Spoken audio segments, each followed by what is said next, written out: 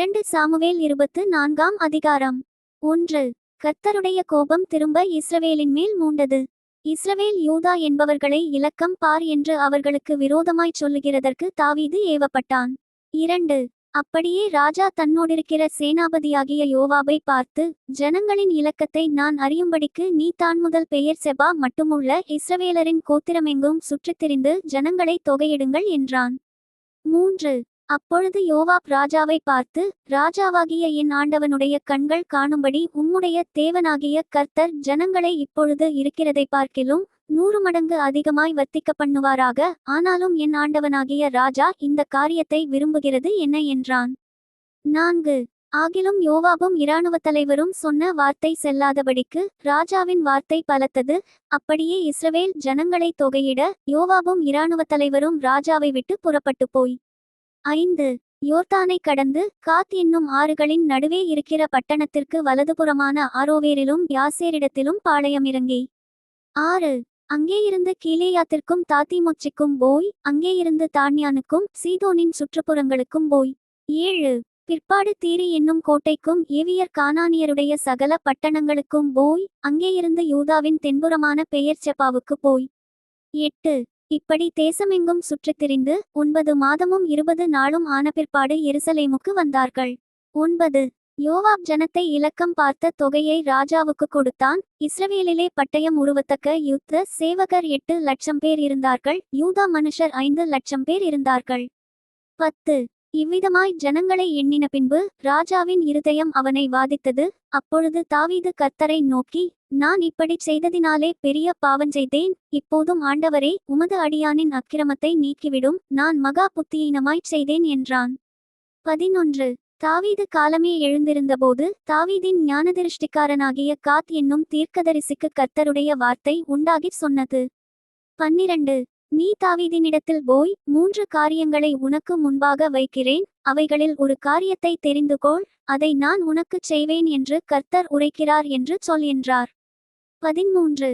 அப்படியே காத் தாவீதினிடத்தில் வந்து அவனை நோக்கி, உம்முடைய தேசத்திலே 7 வருஷம் பஞ்சம் வரவேண்டுமோ? அல்லது 3 மாதம் உம்முடைய சத்துருக்கள் உம்மை பின்தொடர நீர் அவர்களுக்கு முன்பாக ஓடிப்போக வேண்டுமோ? அல்லது உம்முடைய தேசத்திலே 3 நாள் கொள்ளை நோய் உண்டாக வேண்டுமோ? இப்போதும் என்னை அனுப்பினவருக்கு நான் என்ன மறுஉத்தரவு கொண்டு போக வேண்டும் என்பதை நீர் யோசித்துப் பாரும் என்று சொன்னான். 14. அப்பொழுது தாவீது காத்தை நோக்கி, கொடிய இடுக்கணில் அகப்பட்டிருக்கிறேன். இப்போது நாம் கர்த்தருடைய கையிலே விழுவோமாக. அவருடைய இரக்கங்கள் மகா பெரியது. மனுஷர் கையிலே விழாதிருப்பேனாக என்றான். 15. அப்பொழுது கர்த்தர் இஸ்ரவேலிலே அன்று காலமே தொடங்கி குறித்த காலம் வரைக்கும் கொள்ளை நோயை வரப்பண்ணினார். அதனால் தான்முதல் பெயெர்செபா மட்டுமுள்ள ஜனங்களில் 70,000 பேர் செத்து போனார்கள். 16. தேவதூதன் எருசலேமை அழிக்க தன் கையை அதின்மேல் நீட்டினபோது கர்த்தர் அந்த தீங்குக்கு மனஸ்தாபப்பட்டு ஜனங்களைச் சங்கரிக்கிற தூதனை நோக்கி, போதும், இப்போது உன் கையை நிறுத்து என்றார். அந்த வேளையில் கர்த்தருடைய தூதன் எபூசியனாகிய அர்வனாவின் போரடிக்கிற களத்திற்கு நேரே இருந்தான். 17. ஜனத்தை உபாதிக்கிற தூதனை தாவீது கண்டபோது அவன் கர்த்தரை நோக்கி, இதோ நான் தான் பாவஞ்செய்தேன், நான் தான் அக்கிரமம் பண்ணினேன். இந்த ஆடுகள் என்ன செய்தது? உம்முடைய கை எனக்கும் என் தகப்பன் வீட்டுக்கும் விரோதமாயிருப்பதாக என்று விண்ணப்பம் பண்ணினான். 18.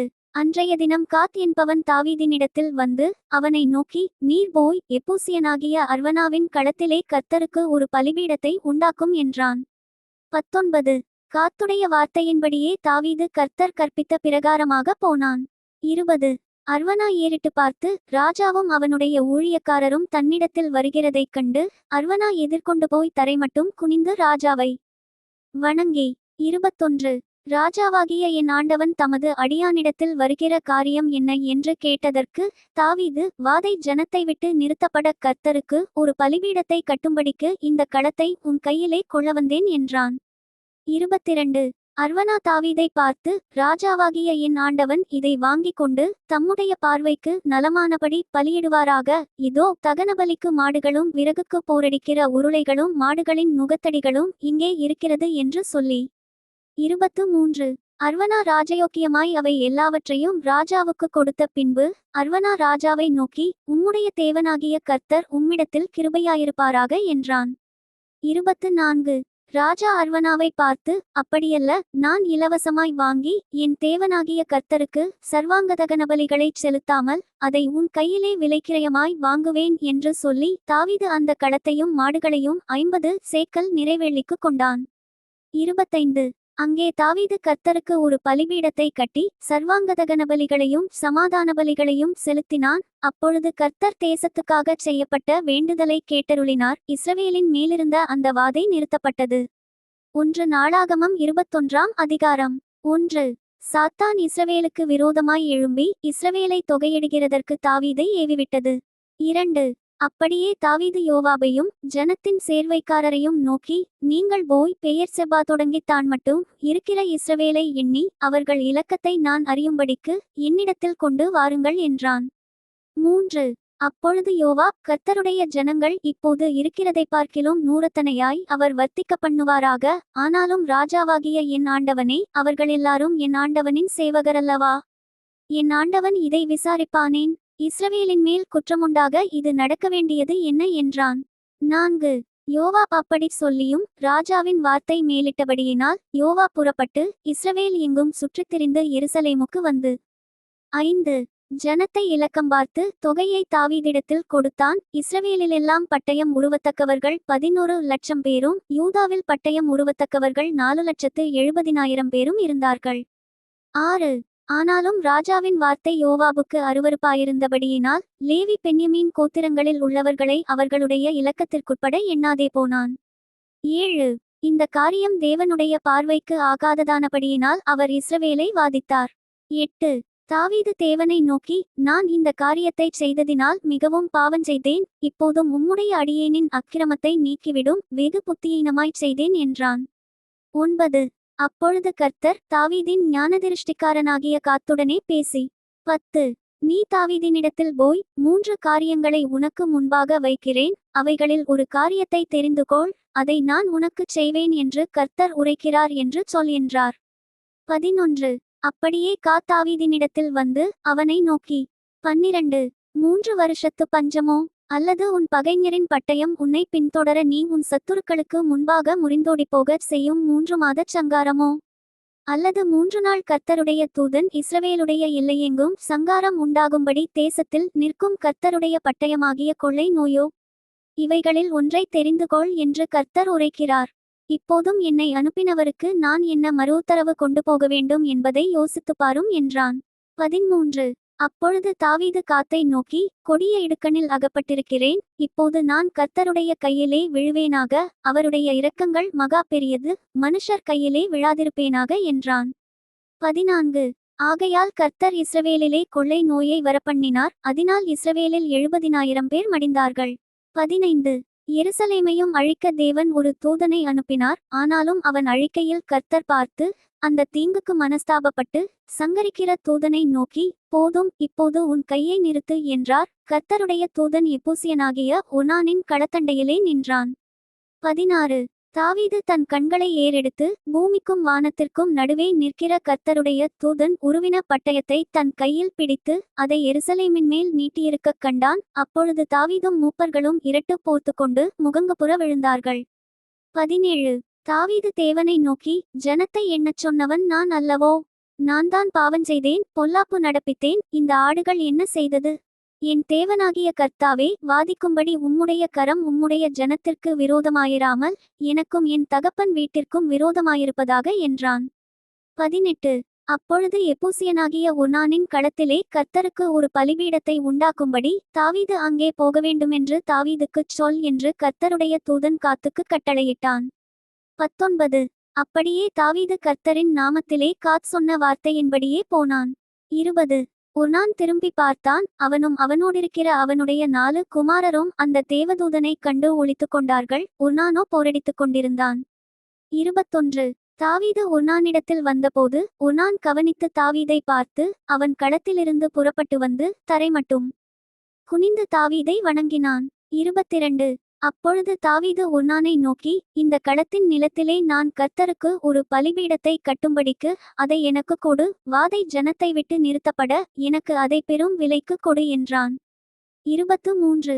ஒர்னான் தாவீதை நோக்கி, ராஜாவாகிய என் ஆண்டவன் அதை வாங்கிக் கொண்டு தம்முடைய பார்வைக்கு நலமானபடி செய்வாராக. இதோ சர்வாங்க தகனங்களுக்கு மாடுகளும் விறகுக்கு போரடிக்கிற உருளைகளும் போஜனபலிக்கு கோதுமையும் ஆகிய யாவையும் கொடுக்கிறேன் என்றான். 24. அதற்கு தாவீது ராஜா ஒர்னானை நோக்கி, அப்படியல்ல, நான் உன்னுடையதை இலவசமாய் வாங்கி கர்த்தருக்குச் சர்வாங்க தகனத்தை பலியிடாமல் அதை பெரும் விலைக்கு வாங்குவேன் என்று சொல்லி. 25. தாவீது அந்த நிலத்திற்கு 600 சேக்கல் நிறைபொன்னை ஒர்னானுக்கு கொடுத்து. 26. அங்கே கர்த்தருக்கு ஒரு பலிபீடத்தை கட்டி சர்வாங்க தகனபலிகளையும் சமாதான பலிகளையும் செலுத்தி கர்த்தரை நோக்கி விண்ணப்பம் பண்ணினான். அப்பொழுது அவர் வானத்திலிருந்து சர்வாங்க தகனபலிபீடத்தின் மேல் இறங்கின அக்கினியினால் அவனுக்கு மறு உத்தரவு கொடுத்ததுமல்லாமல். 27. தேவதூதன் தன்னுடைய பட்டயத்தை உரையிலே திரும்ப போட வேண்டும் என்று கர்த்தர் அவனுக்கு சொன்னார். 28. எபூசியனாகிய ஒர்னானின் களத்திலே கர்த்தர் தனக்கு உத்தரவு அருளினதை தாவீது அக்காலத்திலே கண்டு அங்கேதானே பலியிட்டான். 29. மோசே வனாந்தரத்தில் உண்டாக்கின கர்த்தருடைய வாசஸ்தலமும் சர்வாங்க தகனபலிபீடமும் அக்காலத்திலே கிபியோனின் மேட்டில் இருந்தது. 30. தாவீது கர்த்தருடைய தூதனின் பட்டயத்திற்கு பயந்திருந்தபடியால் அவன் தேவசந்நிதியில் போய் விசாரிக்க கூடாதிருந்தது. 1 நாளாகமம் 22ஆம் அதிகாரம். 1. அப்பொழுது தாவீது, தேவனாகிய கர்த்தருடைய ஆலயம் இருக்கும் ஸ்தலம் இதுவே, இஸ்ரவேல் பலியிடும் சர்வாங்க தகனபலிபீடம் இருக்கும் ஸ்தலமும் இதுவே என்றான். 2. பின்பு தாவீது இஸ்ரவேல் தேசத்திலிருக்கிற அந்நிய ஜாதியாரை கூடிவரச் செய்து தேவனுடைய ஆலயத்தை கட்டுகிறதற்கான கல்லுகளை வெட்டி பணிப்படுத்தும் கல்தச்சரை ஏற்படுத்தினான். 3. தாவீது வாசல்களின் கதவுகளுக்கு வேண்டிய ஆணிகளுக்கும் கீழ்களுக்கும் மிகுதியான இரும்பையும் நிறுத்த முடியாத ஏராளமான வெண்கலத்தையும் 4. எண்ணிறந்த கேதுருமரங்களையும் சம்பாதித்தான். சீதோனியரும் தீரியரும் தாவீதுக்கு திரளான கேதுருமரங்களை கொண்டு வந்தார்கள். 5. தாவீது, என் குமாரனாகிய சாலொமோன் வாலிபனும் இளைஞனுமாயிருக்கிறான். கர்த்தருக்கு கட்டப்படும் ஆலயம் சகல தேசங்களிலும் கீர்த்தியும் மகிமையும் உடையதாய் விளங்கும்படி மகா பெரியதாயிருக்க வேண்டும். ஆகையால் அதற்காக வேண்டியவைகளை இப்பொழுதே சேகரம் பண்ண வேண்டும் என்று சொல்லி தாவீது தன் மரணத்திற்கு முன்னே திரளாய்ச் அவதரித்து வைத்தான். 6. அவன் தன் குமாரனாகிய சாலொமோனை அழைத்து இஸ்ரவேலின் தேவனாகிய கர்த்தருக்கு ஆலயத்தை கட்டுகிறதற்காக அவனுக்கு கட்டளை கொடுத்து. 7. சாலொமோனை நோக்கி, என் குமாரனே, நான் என் தேவனாகிய கர்த்தரின் நாமத்திற்கு ஒரு ஆலயத்தை கட்ட என் இருதயத்தில் நினைத்திருந்தேன். 8. ஆனாலும் கர்த்தருடைய வார்த்தை எனக்கு உண்டாகி, நீ திரளான இரத்தத்தை சிந்தி பெரிய யுத்தங்களைப் பண்ணினாய். நீ என் நாமத்திற்கு ஆலயத்தை கட்ட வேண்டாம், எனக்கு முன்பாக மிகுதியான இரத்தத்தை தரையிலே சிந்த பண்ணினாய். 9. இதோ உனக்கு பிறக்கப்போகிற குமாரன் அமைதியுள்ள புருஷனாயிருப்பான். சுற்றிலுமிருக்கும் அவன் சத்துருக்களையெல்லாம் விலக்கி அவனை அமர்ந்திருக்கச் செய்வேன். ஆகையால் அவன் பேர் சாலொமோன் என்னப்படும். அவன் நாட்களில் இஸ்ரவேலின் மேல் சமாதானத்தையும் அமரிக்கையையும் அருளுவேன். 10. அவன் என் நாமத்திற்கு ஆலயத்தை கட்டுவான். அவன் எனக்கு குமாரனாயிருப்பான். நான் அவனுக்கு பிதாவாயிருப்பேன். இஸ்ரவேலை ஆளும் அவனுடைய ராஜாங்கத்தின் சிங்காசனத்தை என்றென்றைக்கும் நிலைப்படுத்துவேன் என்றார். 11. இப்போதும் என் குமாரனே, நீ பாக்கியவானாயிருந்து கர்த்தர் உன்னை குறித்துச் சொன்னபடியே உன் தேவனாகிய கர்த்தரின் ஆலயத்தை கட்டும்படி அவர் உன்னுடனே கூட இருப்பாராக. 12. கர்த்தர் உனக்கு ஞானத்தையும் உணர்வையும் அருளிச் செய்து உன் தேவனாகிய கர்த்தரின் நியாயப்பிரமாணத்தை கைக்கொண்டு இஸ்ரவேலை ஆளும்படி உனக்கு கட்டளையிடுவாராக. 13.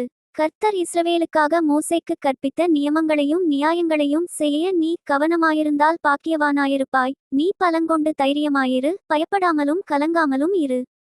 14. இதோ நான் என் சிறுமையிலே கர்த்தருடைய ஆலயத்திற்காக 1,00,000 தாலந்து பொன்னையும் 10,00,000 தாலந்து வெள்ளியையும் நிறுத்த முடியாத திரளான வெண்கலத்தையும் இரும்பையும் சவதரித்தும் மரங்களையும் கற்களையும் சவதரித்தும் வைத்தேன். நீ இன்னும் அவைகளுக்கு அதிகமாய்ச் சவதரிப்பாய். 15. வேலை செய்யத்தக்க திரளான சிற்பாசாரிகளும் தச்சரும் கல்தச்சரும் எந்த வேலையிலும் நிபுணரானவர்களும் உன்னோடிருக்கிறார்கள். 16. பொன்னுக்கும் வெள்ளிக்கும் வெண்கலத்துக்கும் இரும்புக்கும் கணக்கில்லை. நீ எழும்பி காரியத்தை நடப்பி கர்த்தர் உன்னோடே இருப்பாராக என்றான். 17. தன் குமாரனாகிய சாலொமோனுக்கு உதவி செய்ய தாவீது இஸ்ரவேலின் பிரபுக்கள் அனைவருக்கும் கற்பித்துச் சொன்னது. 18. உங்கள் தேவனாகிய கர்த்தர் உங்களோடிருந்து 4 திசையிலும் உங்களுக்கு இளைப்பாறுதலை தந்தார் அல்லவா? தேசத்தின் குடிகளை என் கையில் ஒப்புக்கொடுத்தார். கர்த்தருக்கு முன்பாகவும் அவருடைய ஜனத்திற்கு முன்பாகவும் தேசம் கீழ்ப்பட்டிருக்கிறது. 19. இப்போதும் நீங்கள் உங்கள் இருதயத்தையும் உங்கள் ஆத்துமத்தையும் உங்கள் தேவனாகிய கர்த்தரை தேடுகிறதற்கு நேராக்கி கர்த்தருடைய உடன்படிக்கை பெட்டியையும் தேவனுடைய பரிசுத்த பணிமுட்டுகளையும் கர்த்தருடைய நாமத்திற்கு கட்டப்படும் அந்த ஆலயத்திற்குள் கொண்டு போகும்படிக்கு நீங்கள் எழும்பி தேவனாகிய கர்த்தரின் பரிசுத்த ஸ்தலத்தை கட்டுங்கள் என்றான். சங்கீதம் 30. கிரக பிரதிஷ்டையின் பாட்டாகிய தாவீதின் சங்கீதம். 1. கர்த்தாவே, என் சத்துருக்கள் என்னை மேற்கொண்டு மகிழவோட்டாமல் நீர் என்னை கைதூக்கி எடுத்தபடியினால் நான் உம்மை போற்றுவேன். 2. என் தேவனாகிய கர்த்தாவே, உம்மை நோக்கி கூப்பிட்டேன், என்னை நீர் குணமாக்கினீர். 3. கர்த்தாவே, நீர் என் ஆத்துமாவை பாதாளத்திலிருந்து ஏற பண்ணி நான் குழியில் இறங்காதபடி என்னை உயிரோடே காத்தீர். 4. கர்த்தருடைய பரிசுத்தவான்களே, அவரை கீர்த்தனம் பண்ணி அவருடைய பரிசுத்தத்தின் நினைவு கூறுதலை கொண்டாடுங்கள். 5. அவருடைய கோபம் ஒரு நிமிஷம், அவருடைய தயவோ நீடிய வாழ்வு. சாயங்காலத்தில் அழுகை தங்கும், விடியற்காலத்திலே களிப்புண்டாகும். 6. நான் ஒரு காலம் அசைக்கப்படுவதில்லை என்று என் வாழ்விலே சொன்னேன். 7. கர்த்தாவே, உம்முடைய தயவினால் நீர் என் பர்வதத்தை திடமாய் நிற்க பண்ணியிருந்தீர், உமது முகத்தை நீர் மறைத்து கொண்டபோதோ நான் கலங்கினவனானேன். 8. நான் குழியில் இறங்குகையில் என் இரத்தத்தால் என்ன லாபமுண்டு? புழுதி உம்மை துதித்து உமது சத்தியத்தை அறிவிக்குமோ? 9. கர்த்தாவே, நீர் எனக்கு செவி கொடுத்து என்மேல் இரக்கமாயிரும், கர்த்தாவே, நீர் எனக்கு சகாயராயிரும் என்று சொல்லி. 10. கர்த்தாவே, உம்மை நோக்கி கூப்பிட்டேன், கர்த்தரை நோக்கி கெஞ்சினேன். 11. என் புலம்பலை ஆனந்த களிப்பாக மாறப்பண்ணினீர், என் மகிமை அமர்ந்திராமல் உம்மை கீர்த்தனம் பண்ணும்படியாக நீர் என் இரட்டை களைந்து போட்டு மகிழ்ச்சி என்னும் கட்டினால் என்னை இடைக்கட்டினீர். 12. என் தேவனாகிய கர்த்தாவே, உம்மை என்றென்றைக்கும் துதிப்பேன். Thank you. Bye from Daniel. Bye from Daniel.